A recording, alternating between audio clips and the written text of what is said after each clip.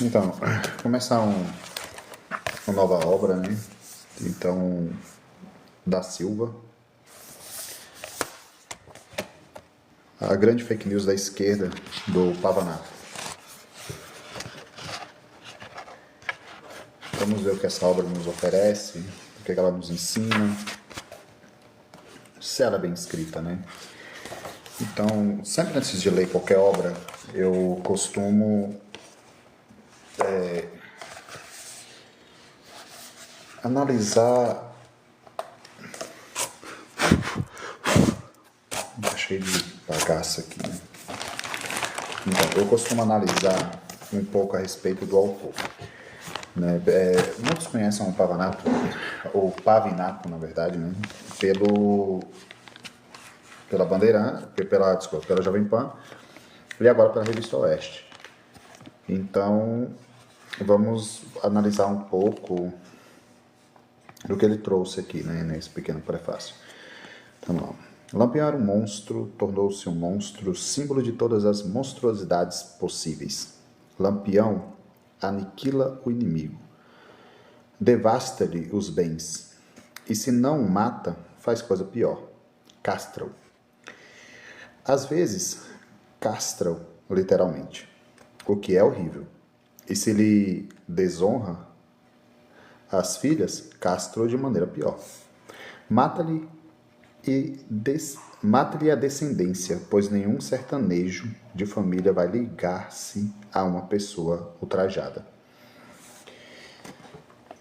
Graciliano Ramos, ele traz uma citação. A outra citação que ele traz é: Lampião assassinou um prisioneiro, embora sua mulher tivesse pagado o resgate pedido, massacrou trabalhadores. Torturou uma velha que o amaldiçoara, fazendo-a dançar com o pé de Mandacaru até morrer. Matou sadicamente um de seus homens, que oferenda, obrigando-o a comer 1 quilo de sal. E os incidentes semelhantes. Causar terror e ser impiedoso é um atributo mais importante para esse bandido do que ser amigo dos pobres. E, curiosamente, via a si próprio como defensor da correção em pelo menos um aspecto importante, a moralidade sexual. Essa citação é de Eric Hobsbawm.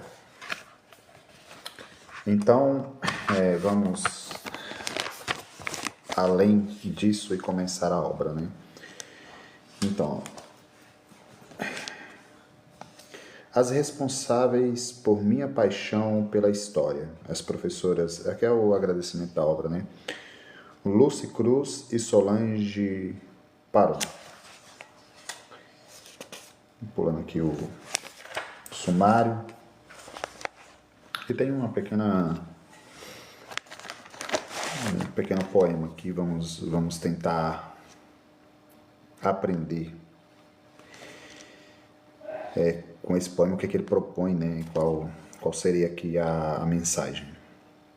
Cangaceiro virgolino, de apelido Lampião, os ricos chantageava, o povo pobre o roubava, e estuprava e matava, punhava medo no sertão. Também foi psicopata que pariu naquela data a milícia e a facção. Tinha tanto ouro e prata que do cordel fez vulgata, do funk ostentação. Era Ferreira da Silva, de maldade infinita, nunca teve um coração, nem teve mulher bonita, além da patente ficta de um falso capitão.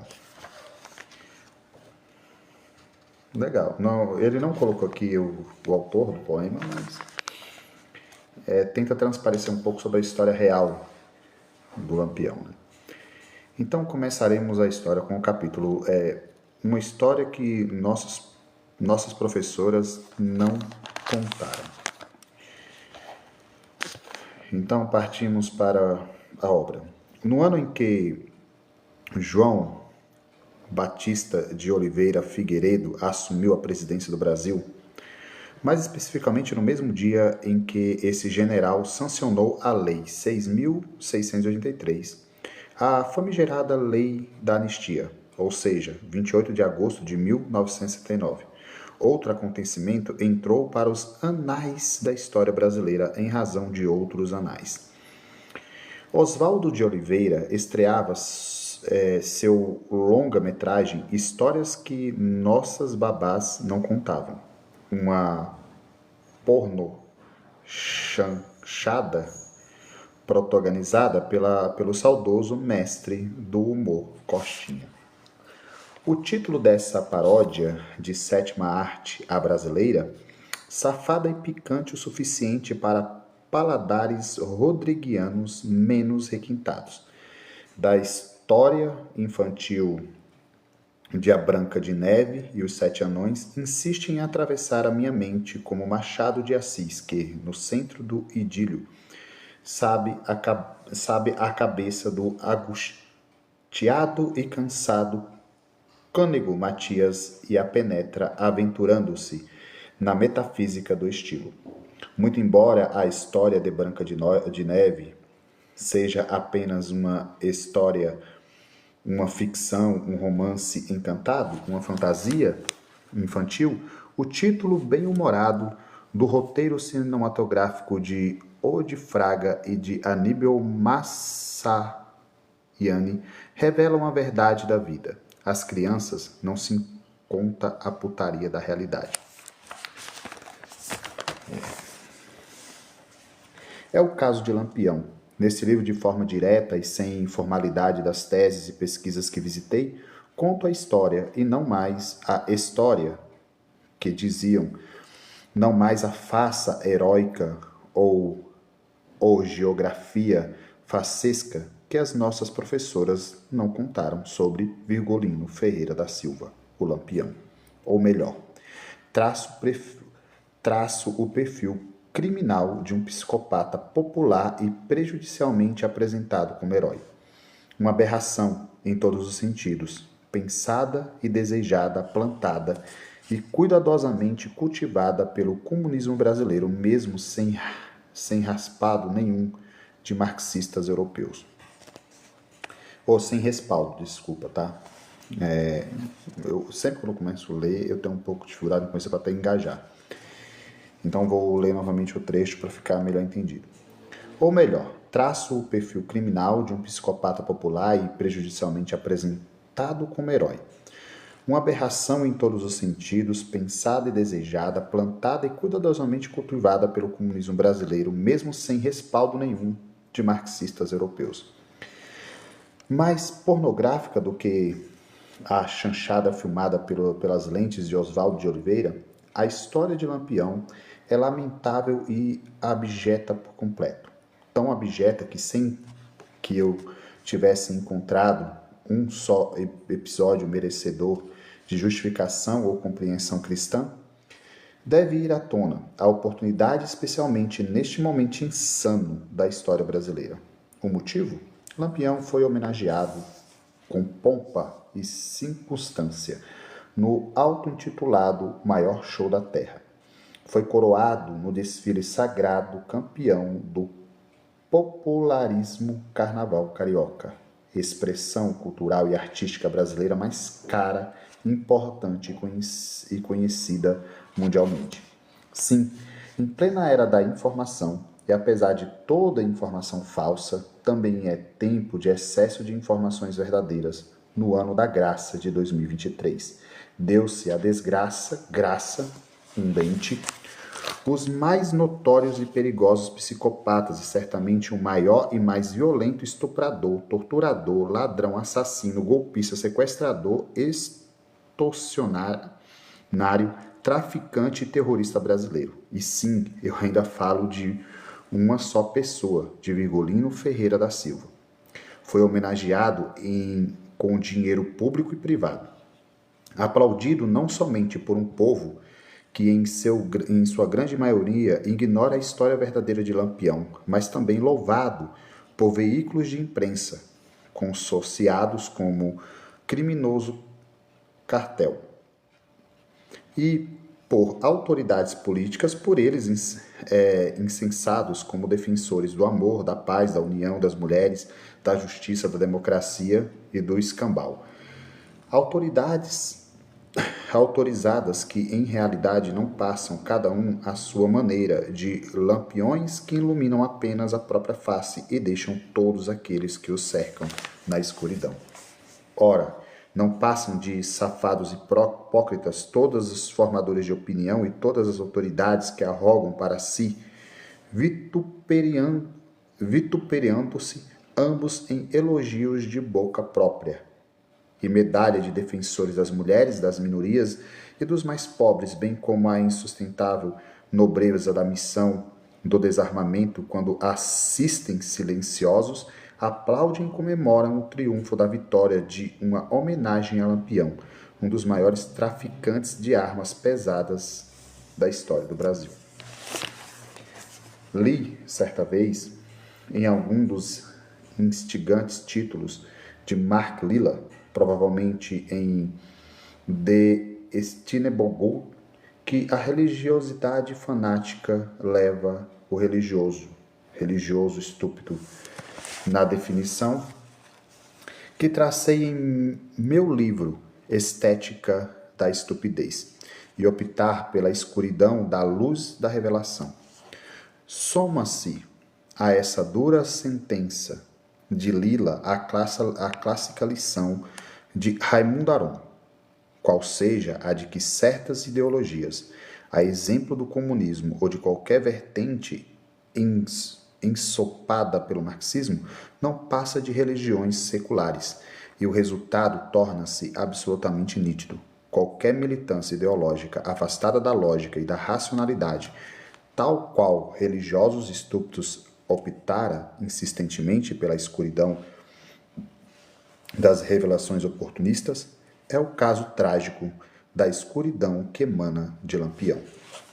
Com um cachimbo, denominação dos sertanejos mercenários que queriam se vingar dos cangaceiros, assim trabalhavam ao lado dos macacos, os cangaceiros chamavam os soldados oficiais de macacos. Visitei dezenas de teses nacionais e estrangeiras sobre Lampião.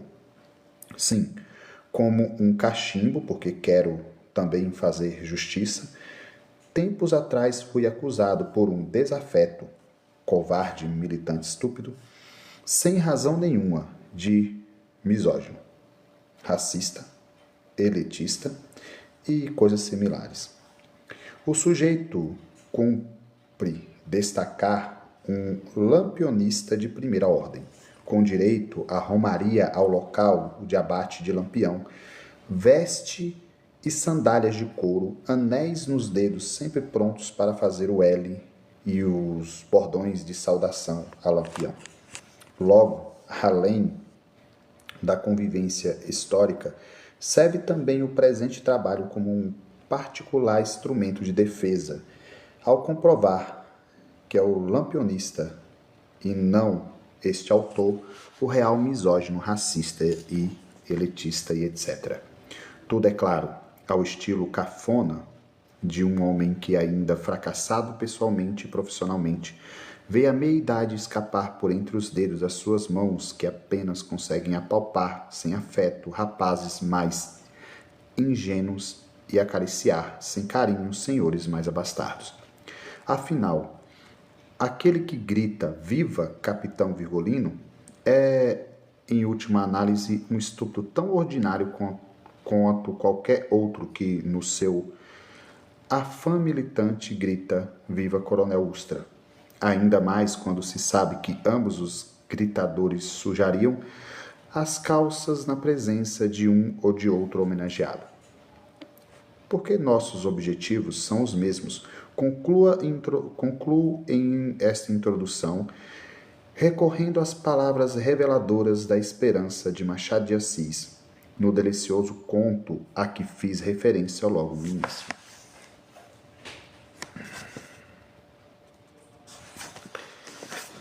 Não me interrompas, leitor precipitado.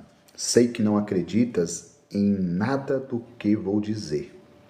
Diluei, contudo, a despeito da tua pouca fé, porque o dia da conversão pública há de chegar. Nesse dia, cuido que por volta de 2222, o paradoxo despirá as asas para vestir a japona de uma verte comum. Então, esta página merecerá mais que favor, apoteose. Hão de traduzi-la em todas as línguas. As academias e instituições farão dela um pequeno livro para o uso dos séculos. Papel de bronze, corte dourado, letras de opola embutidas e capa de prata fosca. Os governos decretarão que ela seja ensinada nos ginásios e liceus. As filosofias queimarão todas as doutrinas anteriores, ainda as mais definitivas, e abraçarão esta psicologia nova, única e verdadeira, e tudo estará acabado. Até lá passarei por tonto, como se vai ver. Assim como um tonto, passo a verdadeira história de Lampião, a história que nossas professoras não contaram. Uma pequena referência a Machado de Assis. Machado de Assis, o cônego ou metafísica do estilo. Várias histórias, 1896. Aí, mais um pequeno poema. Na Câmara com Lampião de Gás. Vamos lá. De muitos anos atrás, que o nosso sertão sofria de uma feira bravia com os seus leões voraz, tirado o sertão a paz, plantou a conflagração. Estragou todo o sertão, essa fera horrenda e bruta. Com 20 anos de luta, apagaram o Lampião. O Lampião se acendeu, todo o sertão pegou fogo, outros mais terríveis jogo, nunca houve igual ao seu. Dizem que agora morreu, pro bem da população. Findou-se aquele dragão, pela força alagoana, graças à mão soberana, apagaram o Lampião. Chegou muito telegrama contando esse ocorrido, que Lampião com os bandidos perderam a vida e a fama. Acabou-se a cruel chama, findou-se a conspiração. Haja festa no sertão, devias toda pessoa, que a polícia de Alagoas apagou o Lampião. Lá no estado de Sergipe, ele sempre se escondia, mas quando Deus quer um dia, não há mal que não dissipe.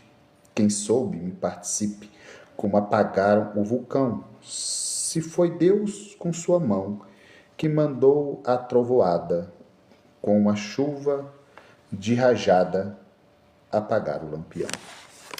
E eu agora estou ciente que isso por Deus foi mandado. Anjos em vez de soldados, um santo em vez de um tenente, agarrando ele de frente, sem ter dele compaixão, com raio, carisco, trovão, fuzilaria e rajada, nessa horrenda trovoada, apagaram o Lampião. Ferreira, né? Manuel Floriano Ferreira. Frederico Pernambuco, apagaram o Lampião, vida e morte do rei do cangaço, São Paulo Global, 2018, página 12 e 13. Foi com esse presente que Manuel Floriano Ferreira, o Manuel Neném, também chamado de o Poeta de Viçosa, até mesmo o maior contador do Nordeste, cantou a notícia da morte do mais famoso cangaceiro do Brasil, Virgolino Ferreira da Silva. A morte de Lampião foi um estrondo não somente na imprensa nordestina, também os jornais, os rádios e revistas do Rio de Janeiro, de São Paulo, de Buenos Aires, de Nova York e Paris noticiavam, comentavam e debatiam o acontecimento. Neném foi trazido para Maceió, a capital alagoana, para homenagear a façanha dos policiais do município de Piranhas, Alagoas, que mais eficiente do que os baianos, pernambucanos, paraibanos e todos os outros policiais nordestinos que jamais venceram o rei do cangaço. Abateram esse bando não apenas descoroando o soberano do crime, bem como, inclusive, cortando a sua cabeça e de sua mulher e também de 9 de seus auxiliares que lhe faziam companhia no momento derradeiro, no dia 28 de julho de 1938, na grota do Angico, sertão do Sergipe. Sobre o motivo da chacina, muito se discorreu em relação a um suposto apoio do governo federal, então mandado por Getúlio Vargas, para a extinção do cangaço naquele ano de 1938. Todavia, não é possível encontrar nenhum registro documental de qualquer determinação específica vinda diretamente do presidente da República ou do ministro de Estados ou governadores nordestinos com a promessa de recursos para essa finalidade. A realidade por detrás do desfecho sangrento da trajetória do rei do cangaço é mais rasteira. Lampião era extremamente vaidoso e assintoso. Nunca deixava de se gabar publicamente sobre a fortuna pessoal que consigo carregava em ouro e dinheiro, e este comumente é lavado por meio de agiotagem, uma operação que, por se tratar de quem era, não corria o risco da inadimplência. Dinheiro eu tenho mais do que bosta de cabra em chiqueiro. Gabava-se Lampião em alto e bom som. É por isso que, comumente, seus contemporâneos costumavam dizer que, na verdade, Lampião foi morto pelo dinheiro dele. A revolta do povo saqueado e, principalmente, o desespero daqueles que guardavam e lucravam com a lavagem de sua fortuna foram fatores muito mais plausíveis para sua caçada fatal. Ao tratar das últimas ações de Lampião antes de seu abate em Grota do Angico, o jornal baiano, à tarde, noticiava que ele, da noite para o dia, com quem pretendia sumir do mapa, fizera a coleta de uma verdadeira fortuna, valor suficiente para comprar de 20 automóveis novos, extorquindo vários fazendeiros de uma só vez, bem como mandara coletar quilos de ouro guardados por um fazendeiro de Mata Grande. Acrescenta-se a isso o testemunho de Manuel Félix, cuja família hospedara o bando às vésperas da captura. Disseram-lhe Lampião ao perceber que não tinha mais o que saquear naquela região. Ah, meus amigos, é que eu vou fazer uma viagem muito grande com esse povo.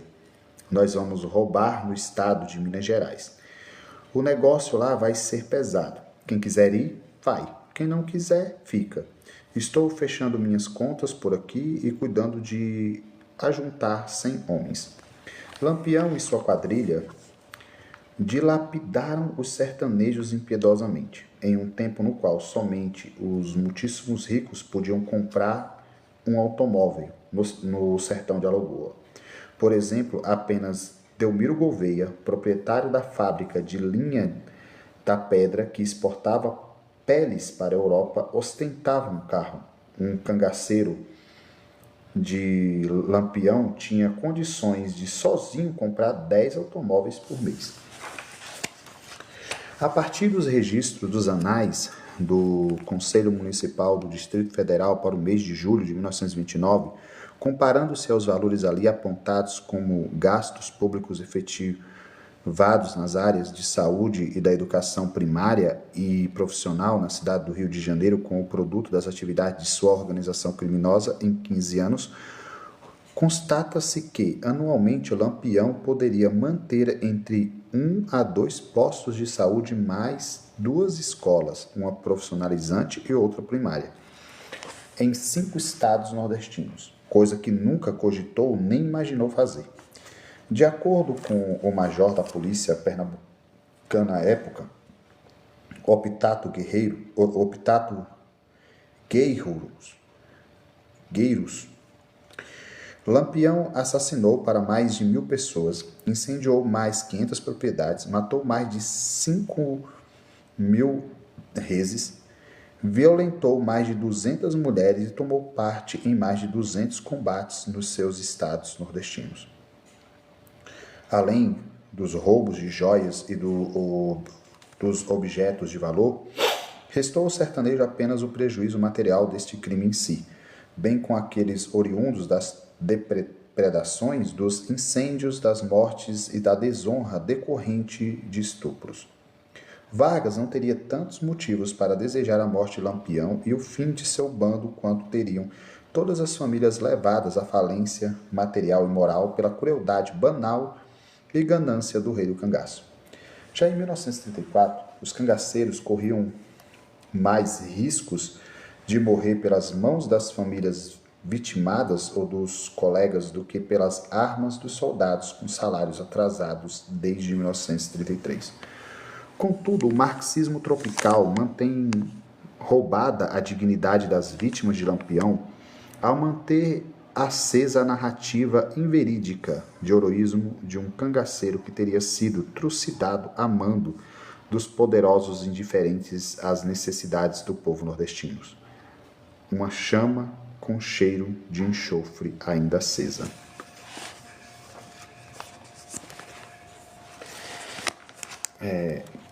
Carcará de Serra Talhada é o título. Discursos políticos não são garantia de nada. São meras oportunidades propagandistas de um bem que pode não existir e que talvez nunca existirá. A Primeira Guerra Mundial, por exemplo, veio à tona no ano de 1914, apenas 7 anos depois da festejada Segunda Convenção de Haia, Holanda, em 1907, sobre a resolução pacífica de controvérsias internacionais. Logo, se nem a racionalidade discursiva pode assegurar o sucesso da proposta, as consequências dos discursos políticos profissionais proferidos por lunáticos dissociados da realidade em desvirtude, de promessas poeticamente proferidas e ideológicas divorciadas da razão, serão inevitavelmente nefastas. Nessa seara, merecem destaque, é claro, as proposições marxistas que pouco divergem na sua essência das proposições religiosas, na expressão cunhada por Raymond Aron, religiões políticas ou religiões seculares, e que por esse motivo trazem consigo inerentemente o altíssimo risco de desenvolvimento de projetos messiânicos que, na realidade, não passam de experiências totalitárias de poder. O profetismo marxista, afinal, se apresenta como o mesmo esquema típico do profetismo judaico-cristão, haja vista que toda espécie de profetismo traz em si a condenação daquilo que é e esboça uma imagem do que deve ser e será, bem como escolher um indivíduo ou um grupo para vencer o espaço que separa o presente indigno do futuro fulgurante. Principalmente oponente de Sartre no debate político ou no debate público, Raymond Aron bem observa que para o comunista, cuja fé justifica todas as medidas e convém o militante de que faz parte de um seleto grupo de eleitos encarregados da salvação comum, a doutrina, mesmo na ausência de transcendência ou de sacralidade, fornece uma interpretação global do universo. Insufla sentimentos semelhantes aos dos cruzados de todas as épocas, fixas a hierarquia dos valores e determina a maneira correta de se comportar. O que quer anteriormente uma determinação intransigente acerca de como e o que pensar. Ideologias e paixões tornam-se, portanto, dogmas quando consentem o absurdo, como no caso da absurda idolatria a Lampião a partir dos comunistas brasileiros da época de 1930. Lampião não preenchia nenhum requisito para que fosse idolatrado por capitalistas ou comunistas ou qualquer movimento social além do crime. Enquanto Lampião e seu bando eram decapitados em 1938, os olhos dos soldados pobres brilhavam diante das suas mãos abarrotadas de anéis de ouro. Além dos quilos de ouro, das muitas joias e outras dezenas de quilos de objetos roubados em seus bornais, Presos ao peito em sacolas tinham também os cangaceiros abatidos muito dinheiro, muitíssimo dinheiro, um montante em dinheiro vivo que qualquer um do povo sequer ousaria sonhar. Cerca de 1.000 contos de réis, ou seja, quase 4 vezes o valor do maior prêmio da Loteria Federal à época. Não à toa, Lampião vivia se gabando de sua cangalha. Cangalha, cangalhada e cangaçais são palavras que, derivadas de canga, podem significar, entre outras definições, a mesma coisa. Todos os bens de uma pessoa pobre, Lampião não era pobre, mas também não era exatamente um literato rei da etiqueta. Em 1938, fazia 15 anos que Rui Barbosa, considerado o brasileiro mais importante do século XX, falecera. Entre todos outros feitos extraordinários, Rui ficou conhecido como Águia de Aia. Nomeado embaixador extraordinário do Brasil, que, performado o ato mais sublime da história da diplomacia brasileira, representou o país na Conferência da Paz em Haia, no ano de 1907. Conta-se que antes de sua esplendorosa apresentação, perguntou aos chefes do evento sobre que idioma deveria utilizar no púlpito. Diante da resposta para que falasse na língua do seu país, Rui teria pronunciado seu discurso em Tupi-Guarani.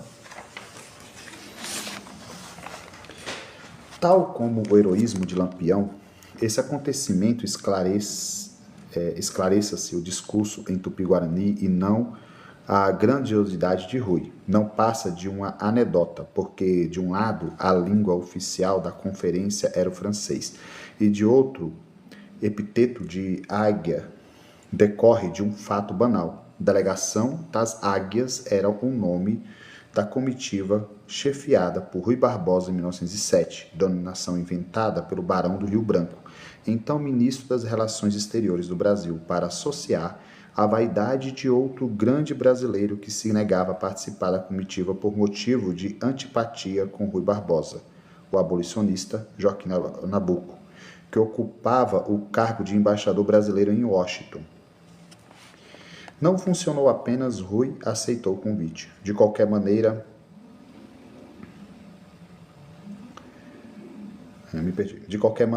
a menção da anedota ao Tupi-Guarani vem a calhar. Em 1840, cerca de uma década antes do nascimento de Rui Barbosa, grande parte dos últimos falantes dessa língua brasileira na região do Amazonas foi morta pelas tropas imperiais sob a gerência de Diogo Feijó.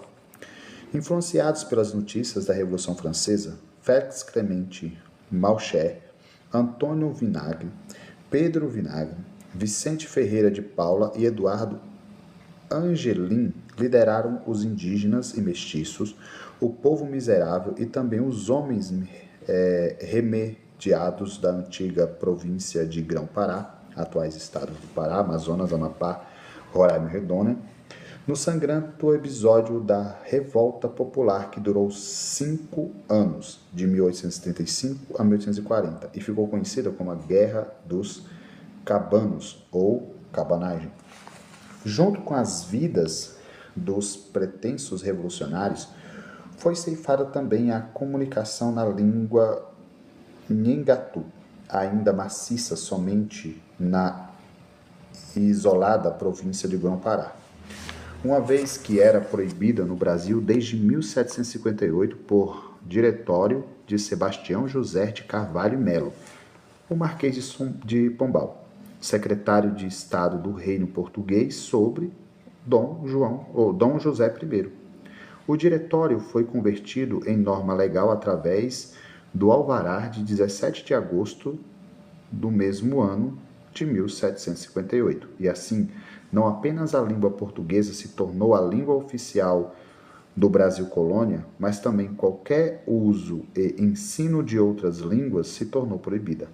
As razões da medida constam no inciso 6º da lei. Inciso 6º. Sempre foi máxima inevitavelmente praticada em todas as nações que conquistaram novos domínios. introduzir logos nos povos conquistados o seu próprio idioma, por ser indisputável que este é um dos meios mais eficazes para desterrar dos povos rústicos a barbaridade dos seus antigos costumes e de ter mostrado a experiência que, ao mesmo tempo que se introduz neles o uso da língua do príncipe que o conquistou, se lhes radica também o afeto, a veneração e a obediência ao mesmo príncipe. Observando, pois, todas as nações polidas do mundo, este prudente e sólido sistema, nessa conquista se praticou tanto pelo contrário, que só cuidaram os primeiros conquistadores estabelecer nela o uso da língua que chamam geral. Invenção verdadeiramente abominável e diabólica, para que, privados os índios de todos aqueles meios que o podiam civilizar, permanecessem na rústica e bárbara sujeição em que até agora se conservaram. Para desterrar este pernicioso abuso, será um dos principais cuidados dos diretores estabelecer nas suas perspectivas povoações o uso da língua portuguesa, não consentido por modo algum que os meninos e meninas que pertençam às escolas e todos aqueles índios que foram capazes de instrução nessa matéria usem a língua própria das suas nações, ou da chamada geral, mas unicamente a portuguesa, na forma que a sua majestade tem recomendado em repetidas ordens, que até agora não observaram, com total ruína espiritual e temporal do Estado. A Ordem de Pombal era, na realidade, uma dura resposta na queda de braço travada com os jesuítas no Brasil, uma vez que esses missionários se puseram ao lado dos guaranis no combate contra os exércitos de Portugal e Espanha. Foram os jesuítas que unificaram as línguas faladas pelos povos originários de costas brasileiras e transmitidas unicamente pela tradição oral. Apesar das variações, eram todas bastante parecidas e, portanto, a partir de suas similitudes, unificaram-nas e criaram, tomando com base a gramática da língua portuguesa, uma forma escrita para fins de catequização. No norte, privilegiando o dialeto dos tupinambás, a nova língua brasílica ficou conhecida como Nhinhangatu. Nhing significa língua e fala. Atu pode ser traduzido como correto e bom. Já no sudeste, uma vez que o padre Anchieta aprendeu a língua com os coiotacas, sua gramática, assim como o centro-sul brasileiro, era conhecida como língua geral paulista, que mais tarde passou a ser chamada de tupi-guarani. Em ambos os casos, pela ausência de referências, experiências e coisas comuns aos europeus, pois desconhecidas por esses povos originários, foram inseridas muitas palavras das línguas portuguesas e espanhola.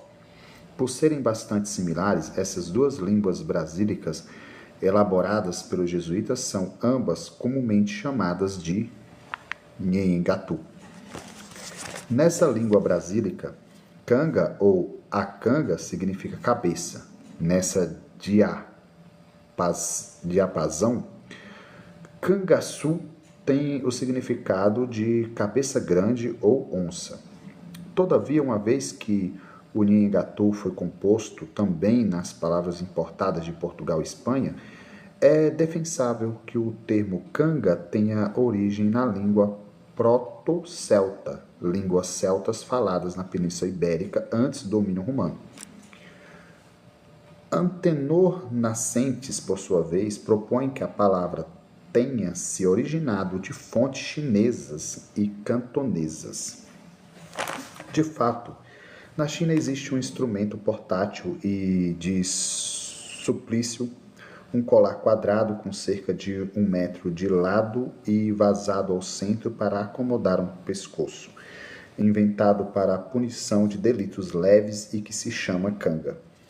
A palavra cangaceiro deriva de canga, mas embora seja o cangaço de fato um efetivo para o suplício popular à disposição de latifundiários, da canga brasileira pode ser tanto a peça de madeira que une uma janta de bois para o trabalho conjunto, quanto um pau que dois carregadores põem nos ombros para o transporte de objetos pesados. Seja pelo fato de se juntarem para um trabalho animalesco, ou seja, por costume de carregar todos os seus muitos pertences ao longo de suas vidas nômades, é certo dizer que o termo cangaço, a partir da existência do cangaceiro, vem de canga.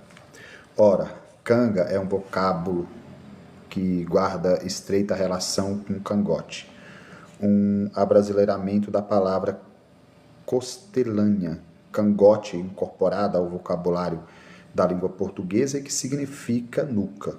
Isso implica o fato de que, em todos os significados apresentados, canga é sempre algo que circunda o pescoço ou está sobre os ombros na altura do pescoço. É oportuno observar que no Brasil também encontramos a canga chinesa nos tempos do cangaço. Por aqui, no entanto, não era um colar quadrado para os humanos, mas um utensílio usado no pescoço de porcos para impedir que fugissem passando pelas cercas dos currais ou caíssem em bueiros. De alguma maneira, não é exagero afirmar que o cangaceiro era também uma canga no pescoço do sertanejo faminto para que ele, reduzido a uma condição menos favorável do que a de um porco, se resignasse à sua realidade, não fugisse nem ousasse invadir a propriedade de seu coronel. Aliás, no sentido figurado, canga, no sentido figurado, canga, é a imposição de obediência, do domínio através da opressão. Como se pode notar, nada que preste pode ser extraído da palavra cangaceiro, muito menos do desserviço histórico do comunismo no Brasil. Em seus discursos, o militar e político comunista mais famoso do Brasil, Luiz Carlos Prestes, capciosamente vendeu Lampião e seu bando para o mundo como pobres camponeses de nobre coração que se insurgiram com a eficiência contra a opressão. A partir da defesa nada honesta dessa fake news irresponsável, conclamou o Partido Comunista do Brasil a abraçar os cangaceiros para assim guiar estes companheiros dispersos e desconhecedores da sua comum natureza comunista em uma verdadeira frente ampla pela luta de massas contra o feudalismo e o imperialismo. Em resumo, Prestes pretendeu elevar Lampião, o Carcará de Serra Talhada, município pernambucano onde nasceu Virgulino Ferreira da Silva, à categoria de Rui Barbosa, o Águia de Aia. Prestes não fez coisa que preste.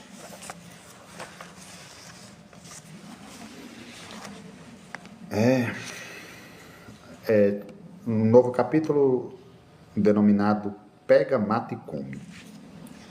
Ainda artista desconhecida, Maria Bethânia tinha apenas 17 anos de idade quando subiu ao palco do Teatro de Arena, em São Paulo, no ano de 1965, para sua apresentação no show Opinião. Espetáculo criado pelo teatrólogo Augusto Boal um ano antes, ou seja, logo na sequência da instauração do regime militar de 1964, e que se tornou instantaneamente um grande sucesso entre estudantes universitários e artistas engajados com as causas marxistas. Empossada do microfone, a jovem Bethânia, que anos antes tentou a carreira de atriz em Salvador, triunfa com a sua interpretação de Carcará, música composta por João do Vale, e no qual inclui a recitação de um texto extraído de um censo elaborado pela Inglória Sudene, Superintendência do Desenvolvimento do Nordeste, acerca da migração de nordestinos afetados pela seca. Carcará pega, mata e come. Eis o refrão de uma denúncia na qual Carcará representa o regime militar e sua condescendência com os poderosos nordestinos que, como ave de rapina, atacam suas pobres presas.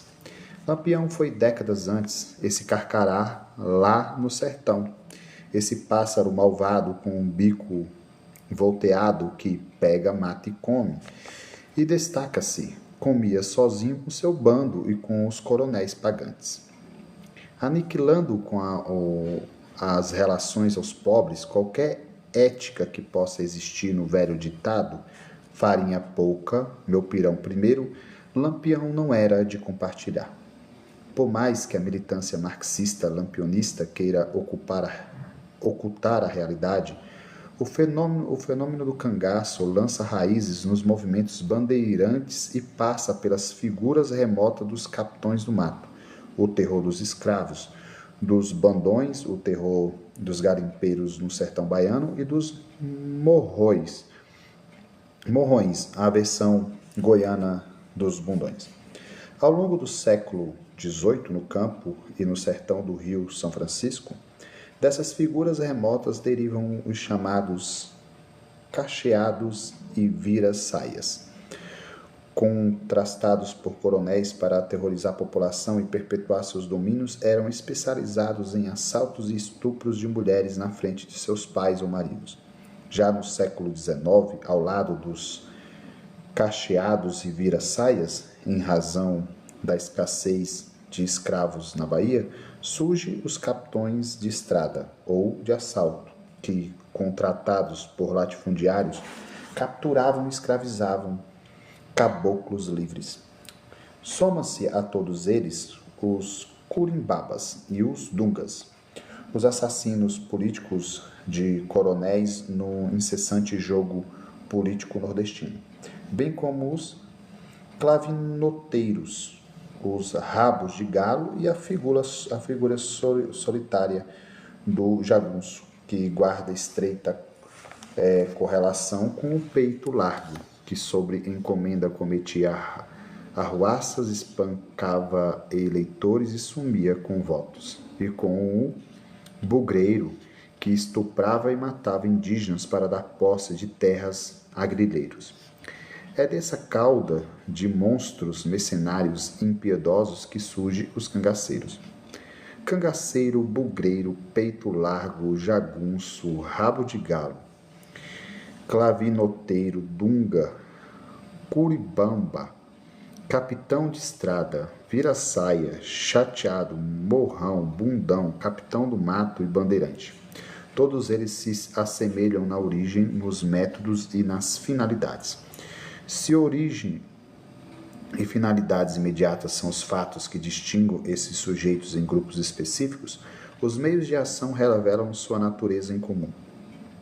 Assim, porque são inevitavelmente cruéis, covardes, desproporcionais, injustos e desumanos, dentre muitos outros aspectos pejorativos, a atribuição ou simples cogitação de qualquer heroísmo a qualquer um deles é um ato possível apenas nos domínios da insânia ou um produto de um desprevisto operação similada de banalização seletiva do mal. Um cangaceiro, portanto, não passa de um miliciano de aluguel com finalidade de manter os latifúndios e o poder político dos seus proprietários, os coronéis, através da violência e do terror. Há quem sustente, como o professor pernambucano contemporâneo de Lampião, Abelardo Parreira, que mercenários armados com a finalidade de expulsar certas tribos indígenas já eram identificados como cangaceiros em 1844. Todavia, confrontado todos os documentos disponíveis na literatura, somente é possível afirmar, com propriedade de registro, que o cangaceiro surge com o tráfico fenômeno climático da Grande Seca do Nordeste do ano de 1867. A seca no Nordeste brasileiro é, desde a descoberta, a dominação portuguesa do território sul-americano, realizado regularmente e documentado. Já entre 1580 e 1583, a falta de água esvaziou engenhos e devastou fazendas. Além disso, promoveu o êxodo migratório dos indígenas quase que absoluto. No século XVII, A denominada população sertaneja começou a ocupar a região mais tarde conhecida como Polígono das Secas, área geográfica que engloba os estados brasileiros de Alagoas, Bahia, Paraíba, Pernambuco, Piauí, Rio Grande do Norte, Sergipe, Ceará e o norte de Minas Gerais. Tais estados, não por acaso, serão o mapa mundi de Virgolino Ferreira da Silva, o Lampião, rei do cangaço e governador do sertão. No século XVIII, já no seu primeiro ano, a Carta Régia da coroa portuguesa obrigava os sertanejos a permanecerem no sertão, uma vez que proibia a criação de gado em um raio menor do que 50 quilômetros ou 10 léguas, contando a partir das costas litorâneas. Tal impedimento, somado à falta de infraestrutura ou desinteresse imperial, potencializou a tragédia humanitária que marca a Grande Seca de 1877. A fome generalizada deu início aos saques do pouco alimento. O povo faminto, conduzido ao saque, levava bala dos policiais civis e essa dinâmica entre famintos e oficiais fez com que, em 1867 e 1897, os coronéis, as autoridades de fato, contratassem bandos para amedrontar e punir saqueadores, bem como para colocar em prática qualquer outra tarefa que garantisse seus poderes políticos e econômicos. Esses mercenários contratados eram chamados de cangaceiros. O cangaço, um fenômeno de milícias particulares de latifundiário. O cangaceiro é o sertanejo violento e cruel que, para fugir da miséria, perpétua na miséria ou mata os seus irmãos sertanejos trabalhadores de bem. É, sem sombra de dúvida, um bandido sádico de controle social. E quanto maior o seu bando, mais sádico se torna. Um fenômeno explicado pelo fanatismo de massas através da fortificação, validação e anonimação de qualquer estupidez individual no seio de um grupo de estúpidos que se retroalimentam. O coronel do Polígono das Secas depende do cangaceiro e o cangaceiro depende do coronel por algumas razões. Para enriquecer, para guardar suas riquezas obtidas pelo pagamento do coronel e pelos roubos e saques de populares, bem como seu arsenal de armas ilegais, é claro. Esta última razão que apresentei desenvolveu, por sua vez, uma nova classe na sociedade da seca, natural, moral e legal. A classe dos coiteiros, proprietários de terra aspirantes a coronéis que armazenavam as armas dos cangaceiros e hospedavam. É bastante plausível que tenha existido ao longo das décadas muitos cangaceiros aos bandos de cangaceiros que pegaram em armas por vingança ou que, saídos da miserabilidade e capazes de uma nova vida em outro lugar, abandonaram o ofício. Contudo, com a acessão de Lampião, toda imaginável virtude a questão de honra não mais são cogitáveis.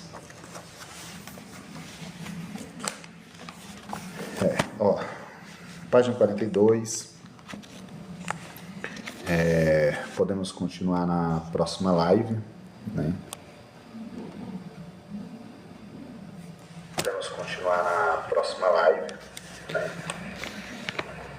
Para ter uma pesquisa mais profunda. Mas o que nós aprendemos até aqui, então? Segundo Mas o que nós aprendemos? Oh, meu Deus do céu.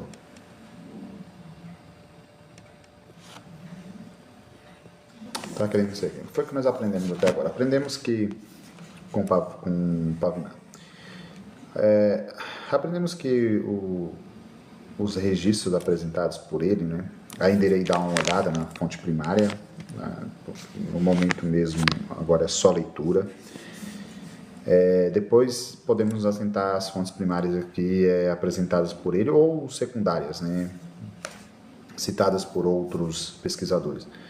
É que o cangaço vai surgir ali por volta de 1877, por conta de um contrato informal, vamos dizer assim, que os cangaceiros fazem com os coronéis.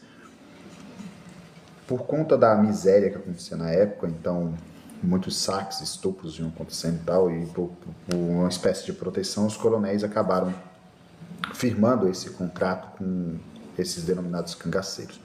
Só que tem um professor que eu não conhecia, eu vou dar uma pesquisada aqui, que faz uma proposta, né, de uma tese onde o cangaceiro teria surgido ali uns 30 anos antes, né, por volta de 1844. Não conheço essa tese, prometo dar uma olhada. Caso seja algo interessante, podemos trazer aqui o canal para avaliarmos. Então é isso, ele está trazendo aqui nos primeiros capítulos o surgimento, né, dos cangaceiros, o contexto que trouxe.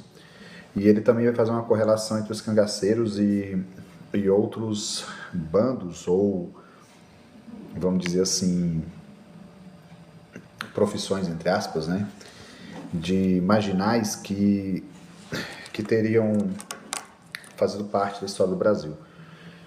Ele vai colocar no mesmo jogo os bandeirantes, né, os capitães do mato e assim por diante. Se a tese dele é válida ou não, não sei ainda. Iremos aprender junto, mas a princípio esta é a primeira análise da obra, né, o começo da obra. Ele tenta trazer como surgem os cangaceiros, o motivo.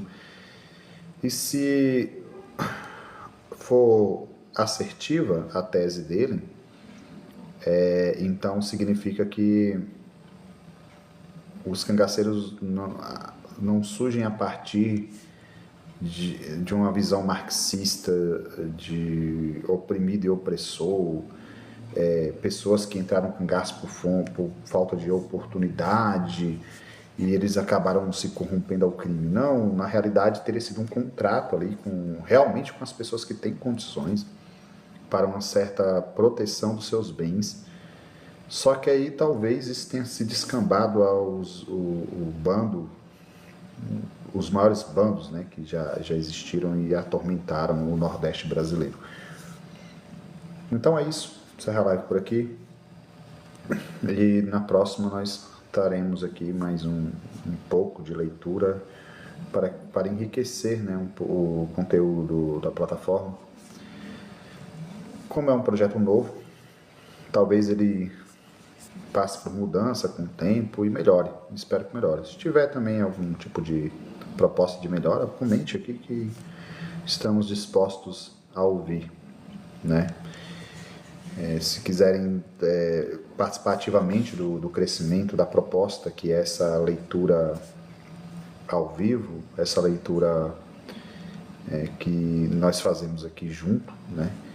E não só isso, é uma leitura bem... a palavra não é verdadeira, mas bem original, porque é aquela leitura que você faz, você erra, você volta na palavra, porque tem aquela emoção do momento, né?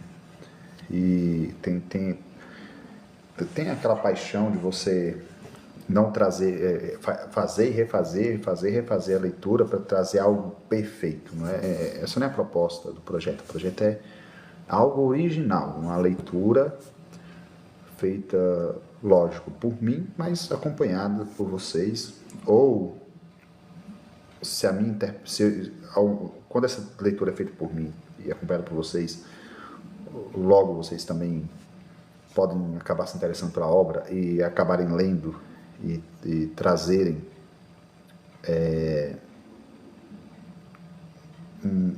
pontos específicos que eu deixei escapar. Eu acho que enriquece ainda mais o projeto. Então, ou seja, tanto que essa minha análise final é sempre uma análise mais rasa, né? Eu não vou me aprofundar aqui em todas as páginas lidas, é o que deixa mais explícito o que a obra, né, está propondo. Então é isso, eu acho que vocês entenderam, eu estava lendo o comentário, mas então, acredito que vocês entenderam a proposta. Até a próxima live, tá? Até amanhã.